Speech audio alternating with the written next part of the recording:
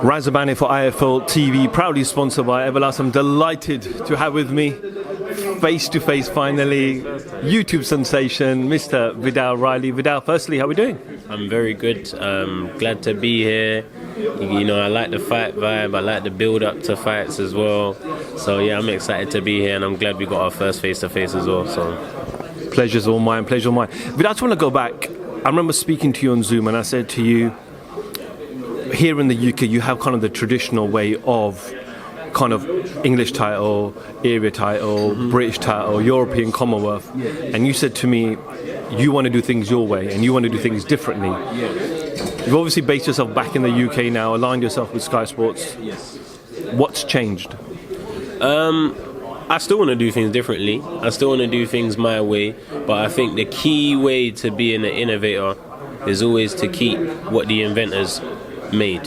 Whatever the inventors created, you innovate off that. You don't try and invent all the time. So as much as I'd say the YouTube boxing thing, I've played a big part in it, and you know, coming in from an angle of having followers from the beginning, that's cool. That's something new. But in terms of my boxing career, I still need to tick certain boxes and achieve certain things, because it's all about progression. It's all about reaching levels and not being knocked off.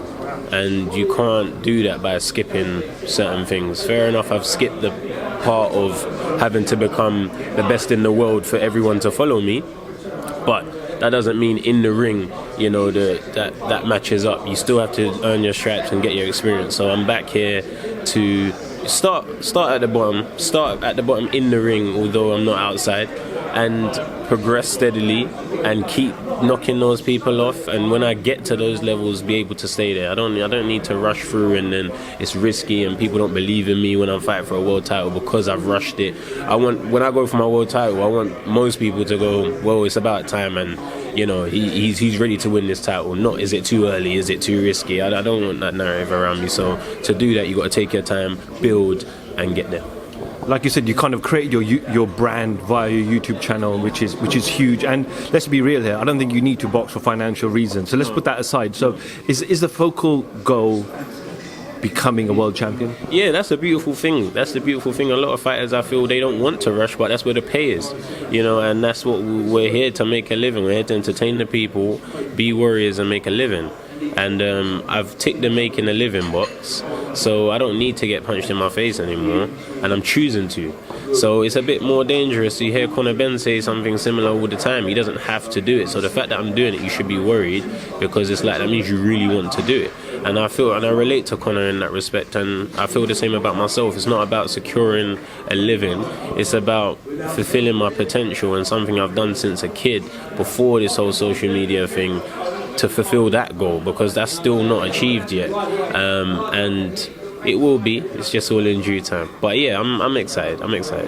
So can we rule you out of, in the immediate future, of coaching and managing YouTube fighters and getting involved in that kind of circus? For the time being, I feel like I've done that. I've done it to the best of my ability, and we took it to the biggest stage. We've done the pay-per-view, and we've done the Michael Buffer announcements and arenas. And I feel like if I don't let that stuff go now, it will be even harder to let it go, because more and more people ask for coaching, more and more people believe in what I was doing because of the results. And you gotta just learn when to say, guys, as much as you want me to do it, and the big money too, is just like, no, this is not the goal. I've got to achieve my thing first, and who knows, later on in life I can resume that, and I can resume coaching with credentials in the traditional world also, not just the respect of the YouTube and influencer community. So coaching is not a main focus of mine. It's always something that I can do later on. Right now, whilst the years are young and with me, it's about getting in action. I know obviously the pandemic probably slowed your plans down a little bit about ring return. You haven't fought for what, 18, 19 months? When do you expect to get back in the ring? I'm going to fight before the end of the year. I'm currently in training camp preparing to fight for the end of the year. And that's not in my control now, what happens with that. But I only can be prepared for it. And I want to fight as soon as I can fight. And fingers crossed, before this year ends, I can fight. But all we can do is be patient. We've done what we needed to do on our side. and just let everything else flow. The cruiserweight division in the UK, we obviously know Lawrence Okoli is the WBO champion. Looks like he wants to unify and move up as quick as possible. But the crop below, we know Richard Riap was out this Saturday, Chris Billam-Smith last weekend, Dion Jumas. There's a few names there, but it's kind of an open domestic division at the moment. You can get yourself in the mix quite quickly. Yeah, I think I can get myself in the mix with those guys.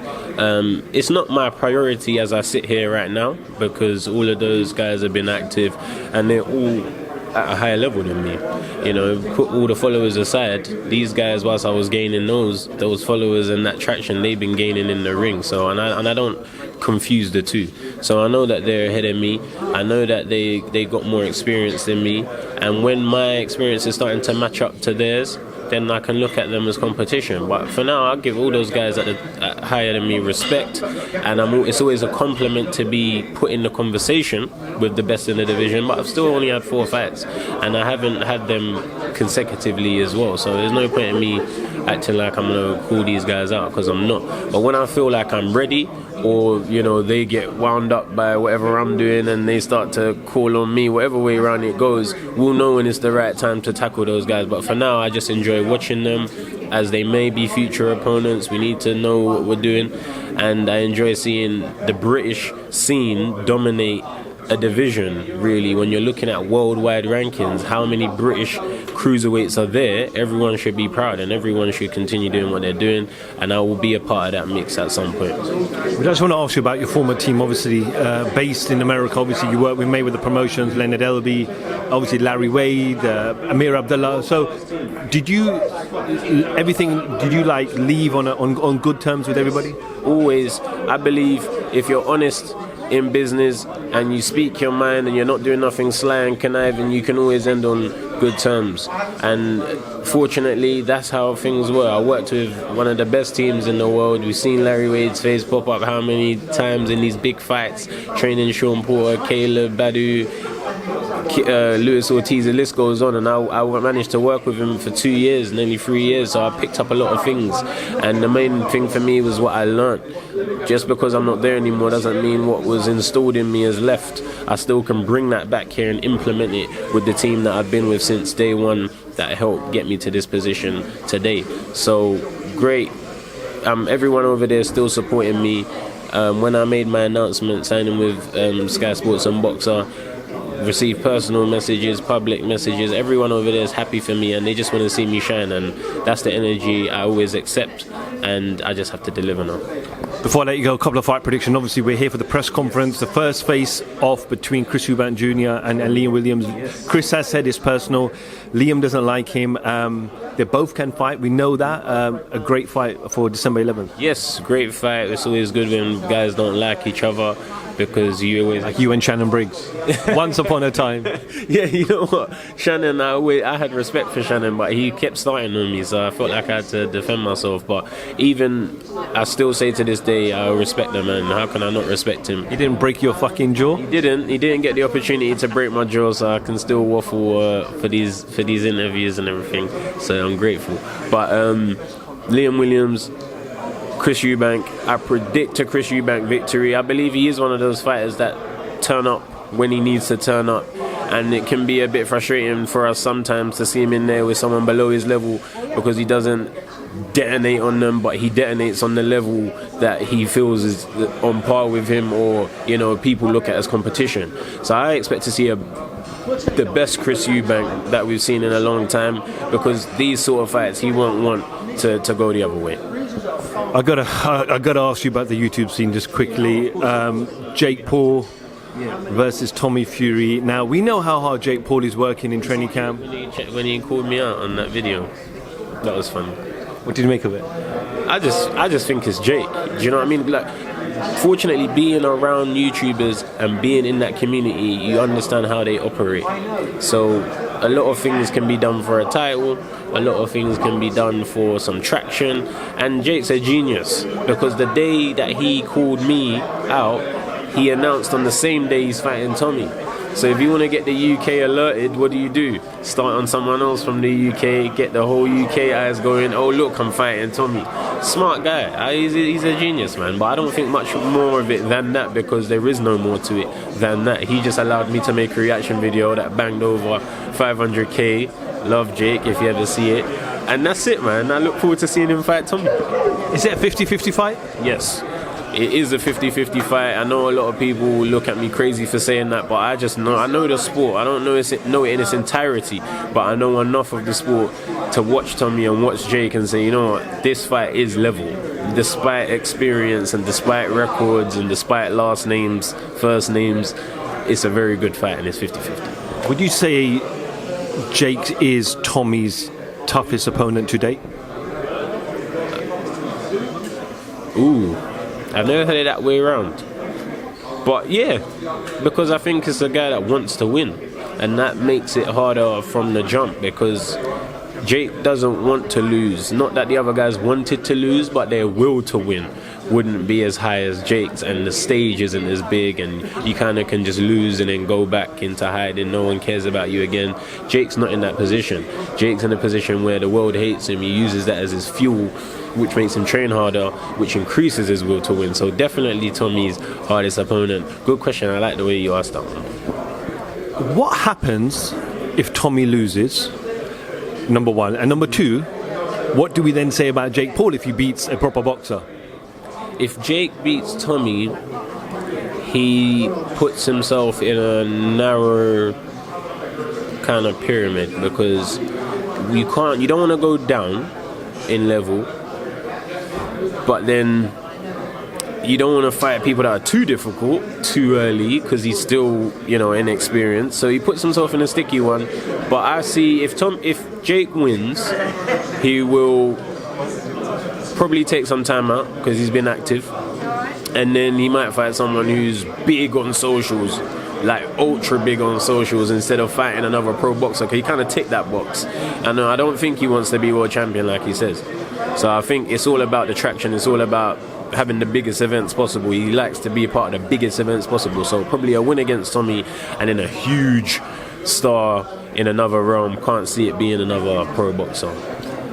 Reverse, if Tommy, what does Tommy do if he loses? The reality is he can do what he wants. This is the thing.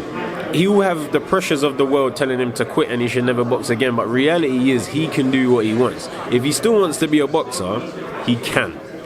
He's just going to have to spend a long time reversing the narrative that he shouldn't do it. That's honestly what I think. It's just people's opinion. We're all going to tell him maybe boxing's not for you, bro. But it's all up to him. He can continue fighting if he wants. We just don't know what level we'll get to if you can't beat Jake. Just the final one. What's your prediction? Don't sit on the fence. No, I don't sit on the fence. I'm going with Jake. My gut tells me to go with Jake. I believe if Jake wins fairly, it'll be on stoppage. If Jake wins on points, it could be a bit controversial. Could be one of those ones, because him and Tyron was a bit controversial, and I think Tommy can offer at least what Tyron did. And if Jake has a similar performance, Jake will win on points, but it could be a controversial one. If he wins clearly to put a stamp on it, it's definitely by stoppage. Viddal, we look out for some news for you over the coming weeks for December. There is news coming, whether it's now, whether it's in December, if there's news coming, I will be back in the ring. I signed a multi-fight deal. In that sentence, clearly I need to have multiple fights, so I'll be back. Don't worry, I'll be back. Viddal Riley for IFL TV. Thank you very much.